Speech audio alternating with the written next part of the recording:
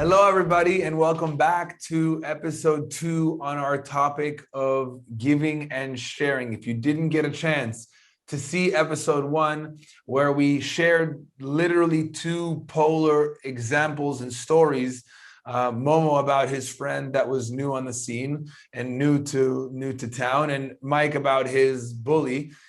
2 opposite extremes, one where giving literally transformed the situation into blessings and fulfillment, and the other where giving led to more challenges and chaos, frustration. We can go on about that, but what we're going to talk about right now is what distinguishes whether the situation becomes a blessing for us or a challenge for us. How do we know if giving in the situation is right or wrong? So first thing I think that's really important for all of us to distinguish, all of us here, Mike, Momo, and Rachel, and everybody watching, is that there's a difference between giving and sharing. Going forward, when we use the term sharing, we're going to use the term that plugs us into the creator, that plugs us into an aspect of fulfillment, that has the ability to change our reality, whereas giving doesn't always do so. So just pay attention. It's a subtle differentiation in words. We know them as the same thing, but according to Kabbalah, they're a little bit different, and that's what we're going to speak about today. Sharing leads to blessings, leads to light, leads to energy coming back into my life. Giving doesn't always do that. So let's start with Momo. I'm just going to put you on the hot seat for a second. Classic. What in that situation, where do you think it went wrong whenever you're like, it's a very open-hearted thing to do, to say, you know what, this person's new, I'm going to give him 4 days of my energy. Like, where do you think that was where do you think that went wrong? Probably from the start. I didn't do it purely from a place of sharing. It came from a lot of agenda, right? Like I had this idea that, they're new. What? What kind of agenda? I'll tell you. So I figured they're new, right? So that means that they don't know anyone yet. Maybe I could be like the shining star in their eye. Like, oh man, this guy's so cool. He's so nice. He's so sweet. Like look at him go, right? And all I had to do was just be super friendly and super there. Like they were new to town. They literally didn't know about anybody. So I was like, oh man, I could be like this person's, hero who they look up to, that kind of thing. So I wanted them to like look up to me. I wanted their validation. Not validation, more like honor, admiration, respect, admiration. That's the word. You wanted to be the white knight. That exactly. I wanted to be the superhero, right? Out of the tower. So yes. What happened? Correct reference. Well, it kind of all went sideways when I was pretending to be a superhero for 4 days a week. Every time this person called, I dropped everything and just picked up the phone and gave them all my attention. And because like that's what a superhero is in people's minds. They're like always there to save the day kind of thing. But I did that like way too much. And then I was like used to this person already. And I'm an Aries. So I get kind of like, I pick up things and I drop things really fast. I get bored fast. So I was like, okay, this person's already settled in. I've dealt with them, on to the next thing. But like in their mind, I'm still always there. So now they text me or they call me and I'm like, no, this isn't happening. I'm sorry. I don't have that superhero capacity. No way. Sorry. Find someone else. I'm done. Right. Like my hero days are over. You set the stage up here in level of energy you're going to give, looking to be praised as a superhero. It ended up backfiring because not only were you not praised as a superhero, they used your energy like someone would use a superhero's energy. God.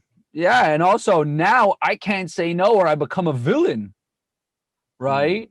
Like I go immediately from superhero to villain as soon as I try to go back to normal. So it's a very bad situation. I had something similar.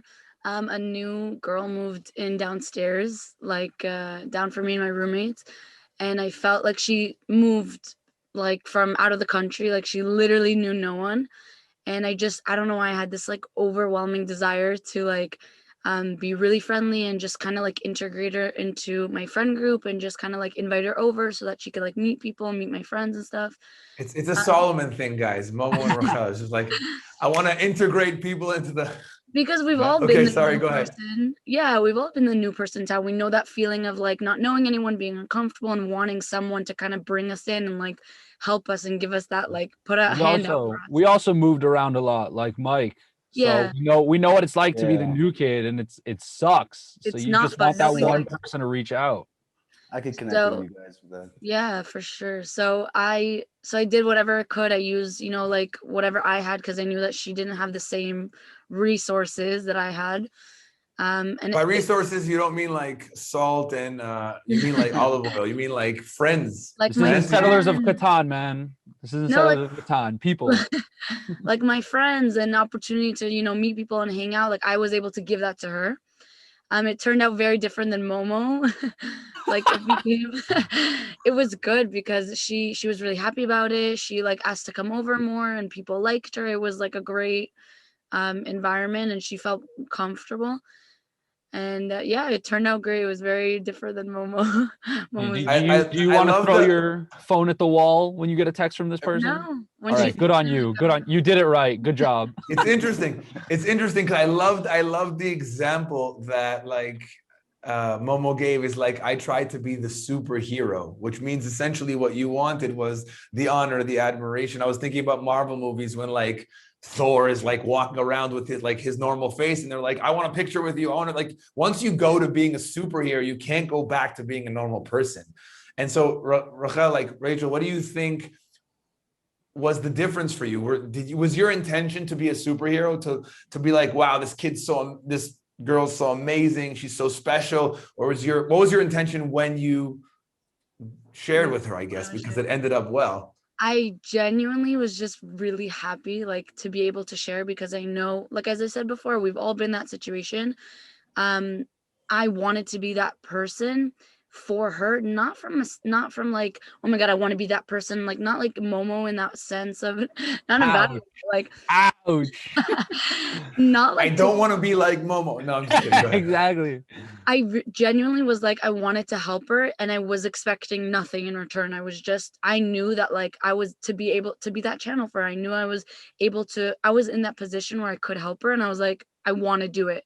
I had no intention of like wanting her to be like, oh my god, you're so awesome, whatever. Nothing of like that, like nothing like that. It's beautiful because you said in the words, in your words was really one of the main differences between giving and sharing. You said, I didn't have an agenda. I didn't have an intention from that person. We're going to speak about agenda in a moment and how we all have an agenda. We said in the episode where we introduced the light, we said that we're all desire.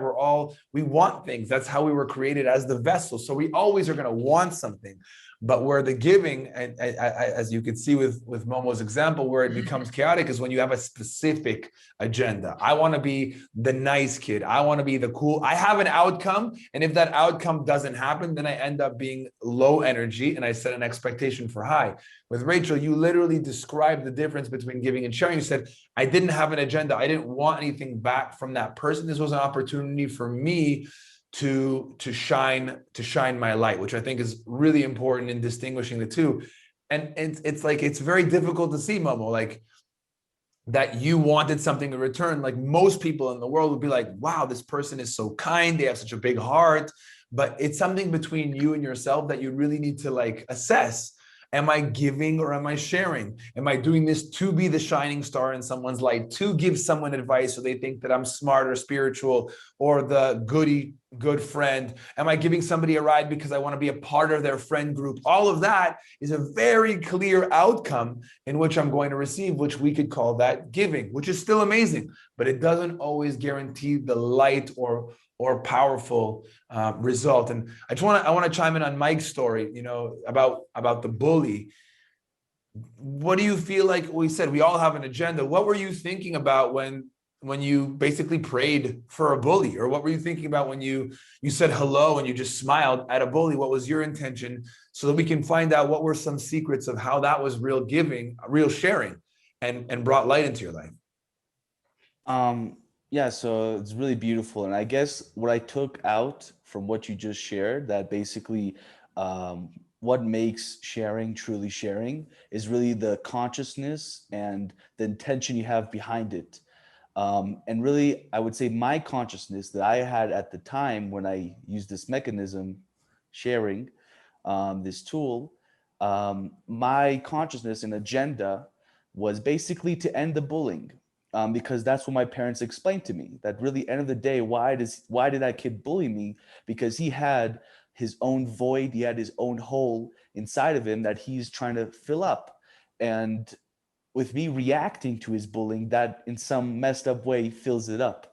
And instead of filling up that hole with me getting reactive, um, to fill it up with sharing and to really fill it up with light and love, it changes people.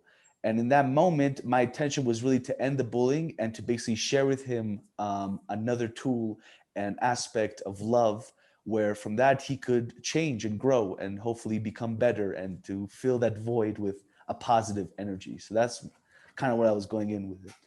I love that. It's really powerful because, and we'll have a whole nother module about this, about how to how acting sometimes is directly in line with our energy. For example, if we have a friend and they did something to hurt us, and we're saying, okay, now I'm going to ignore them, you might think to yourself, I'm giving somebody no energy, I'm ignoring them, like they get none of my energy. But when when someone's like coming to find you and you're making your way to avoid them so that they don't see you, so that you're thinking about them more than if you just ran into them and just said hello to them but gave them no energy. So sometimes, like you said, Mike, like fighting back with him is actually giving energy, just not the right type of energy. It creates excitement.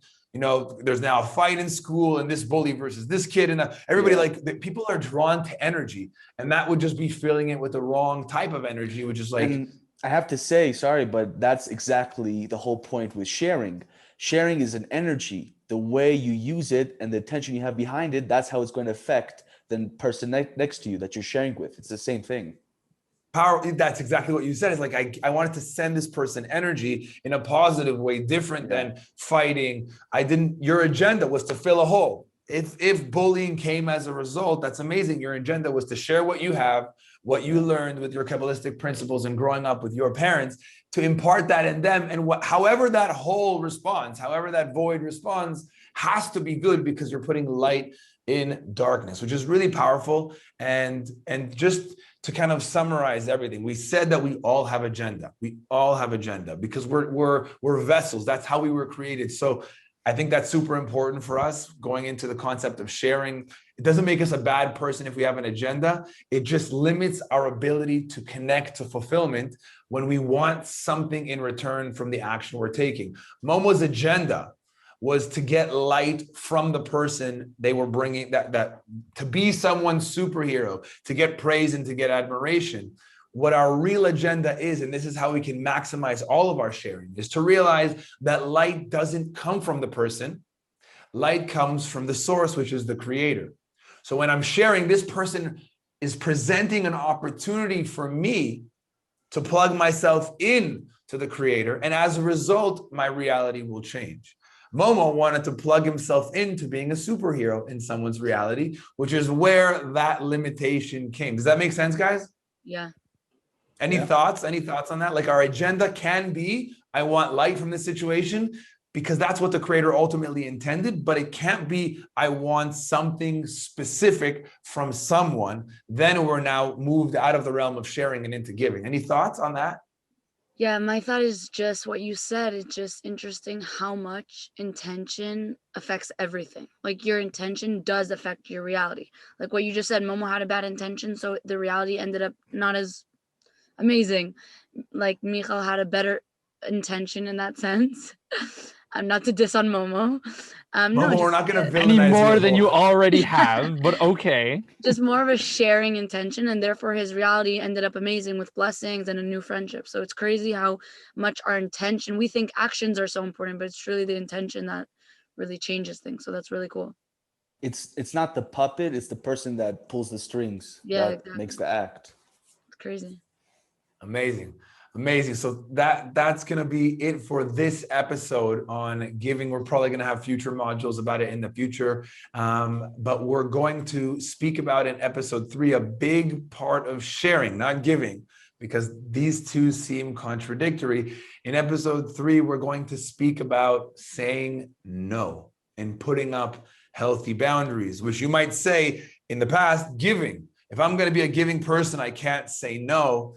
In episode 3, we're going to learn how sometimes saying no is really the sharing thing to do.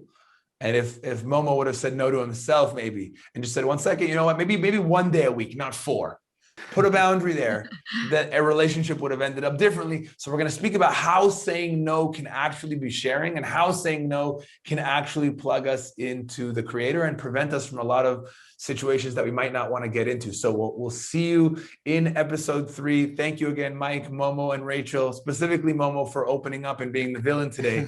You shared the most with us because you didn't have an agenda, but we learned the most from you. So rock stars. Thank you guys. We'll see you soon. And thank you to everybody watching. Take care, guys.